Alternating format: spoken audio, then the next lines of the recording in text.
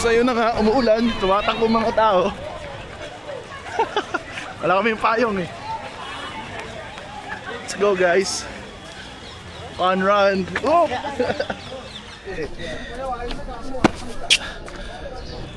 Alright, so sa likod ko ang Red Fort.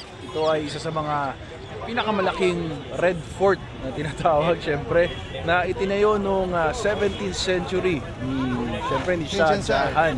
Na ito ang nagsilbing parang tirahan ng mga emperors nung Mughal dynasty. At ngayon, ito na ang simbolo ng independence ng India. Ito na yung harap ng Red Fort. As you can see. Ayan, so first stop natin to sa Delhi tour, ang Red Fort. Mabilisan lang tayo, hindi ko na kailangan pumasok sa loob.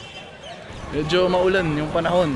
Sana hindi lumakas para syempre ma-enjoy pa natin yung ibang pupuntahan.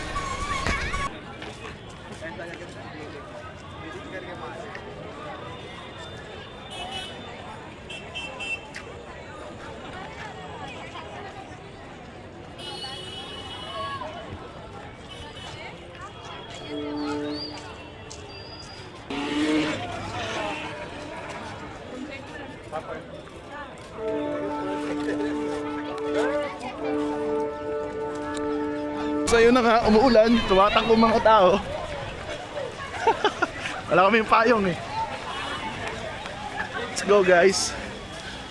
Fun run. Oh!